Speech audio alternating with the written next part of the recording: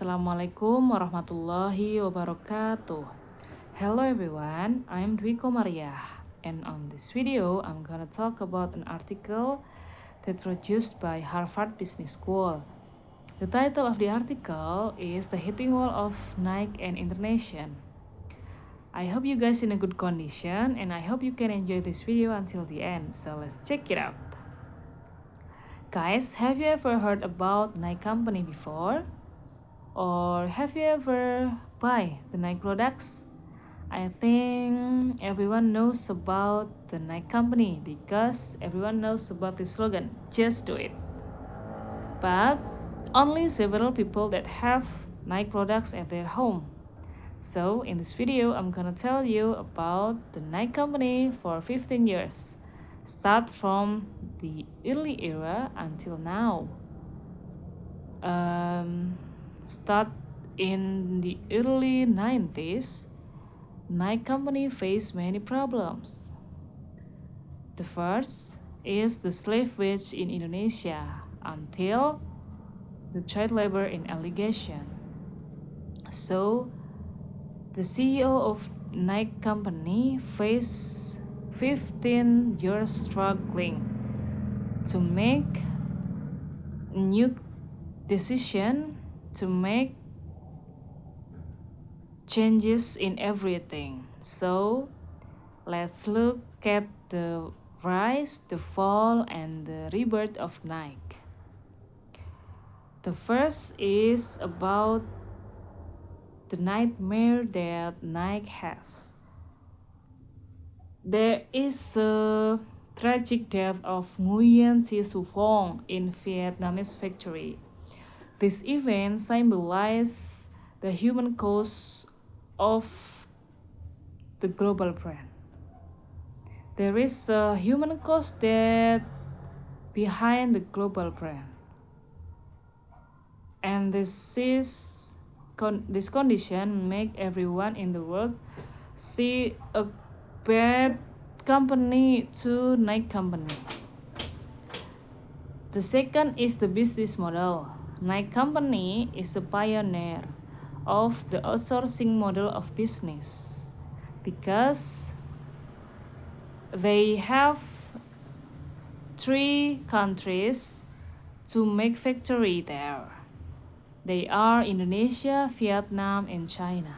Why Nike company choose the 3 countries? Because these 3 countries has low wage in Asian countries.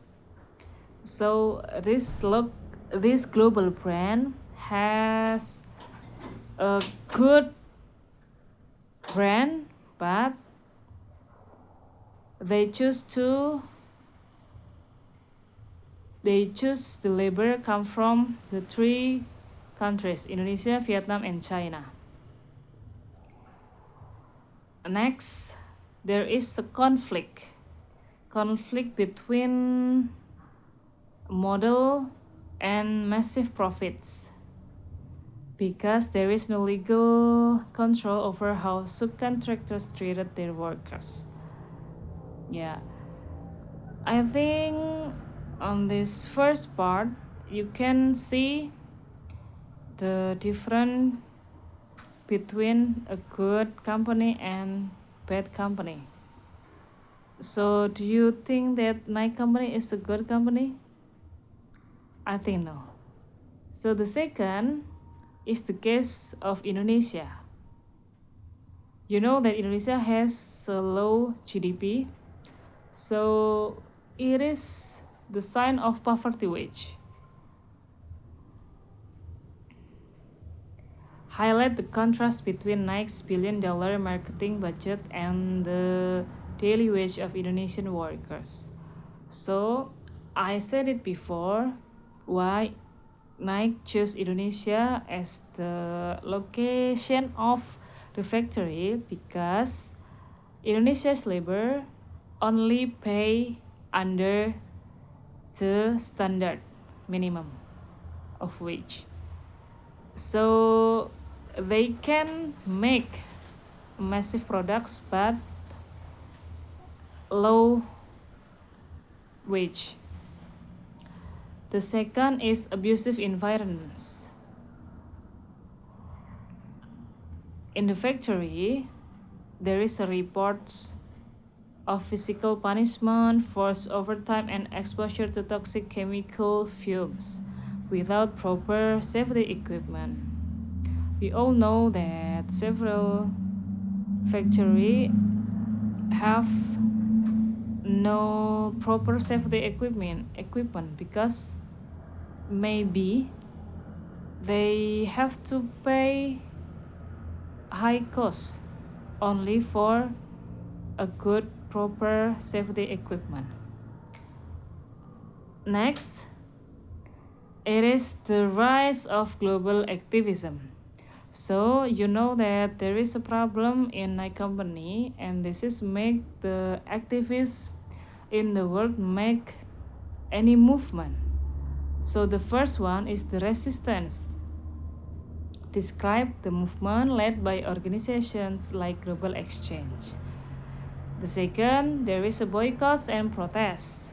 Many peoples around the world make a slogan anti-Nike because it is based on the case that Nike have.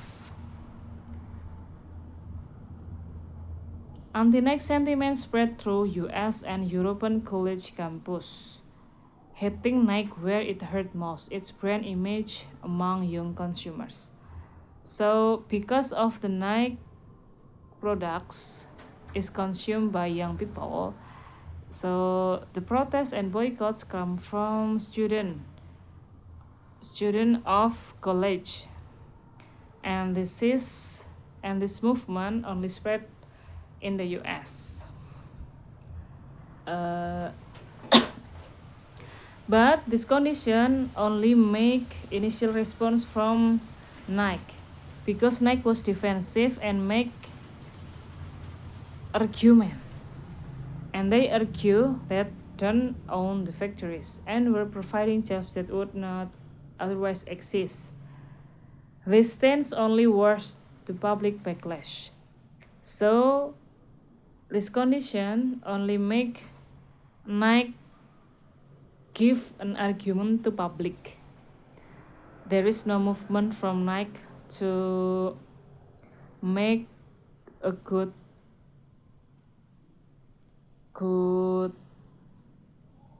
point of view from public.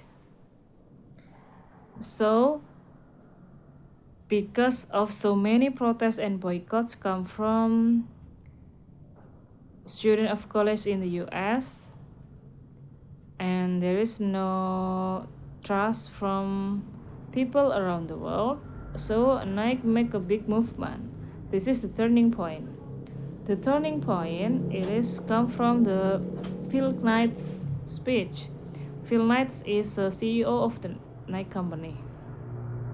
There is a admission in my 1998. The CEO stated the Nike product has become synonymous with slave wage. And I think this is not a good statement, yeah, because it is based on the speech of the CEO. Next, there is a new commitments. The new commitments or the new, what is it? New commitments from Nike to hire laborers. Start from the age limits, raising the minimum age to 18 for footwear and 16 for apparel. I think this is too young for labor because 16 is underage, and I think 18 is also underage. The second commitments,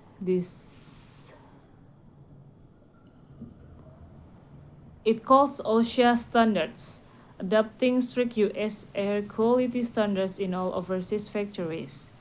So the Nike company has to become good factory adopting strict US air quality. Next is monitoring, allowing independent nonprofits to inspect factories.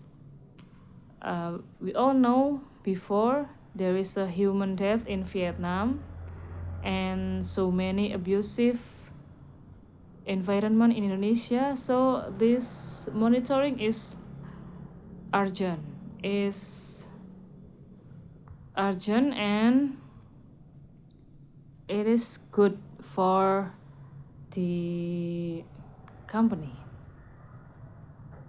And the last is education. Funding education programs for workers within the factories.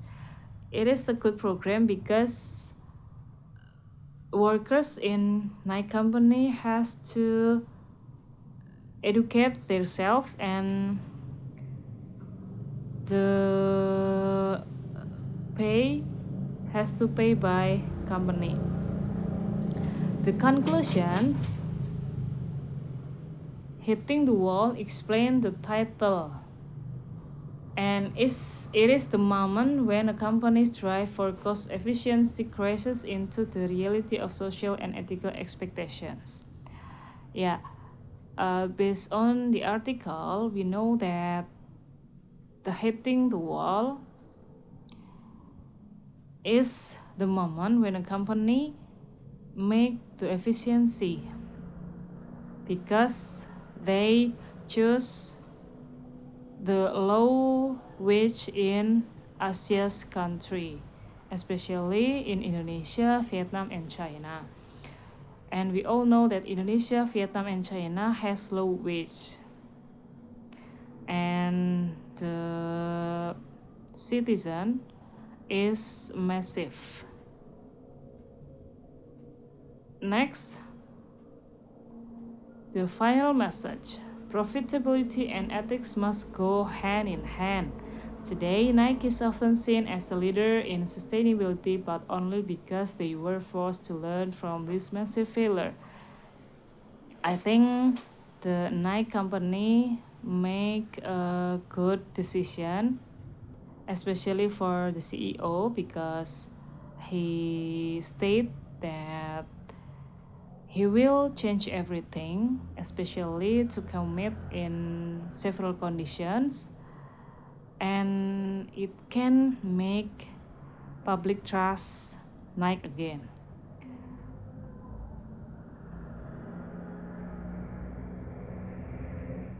So if you have a option to choose, will you buy the Nike products or leave the Nike products? It depends on ourselves, yeah. We know that the past of the Nike company is so bad, but today the condition is different, and I think the Nike company is make a good decision and they have commitments to us. So if you want to buy the Nike products like footwear and apparel, it's up to you. If you can, just buy it. But if you cannot, just leave it. Yeah. I think this is I think this article is a good article because it can make the reminders for us to looking for the background of any product. We don't know what the product background if we not looking for to it.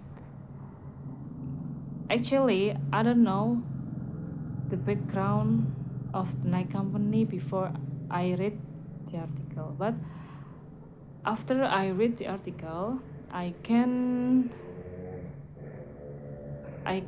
make a decision to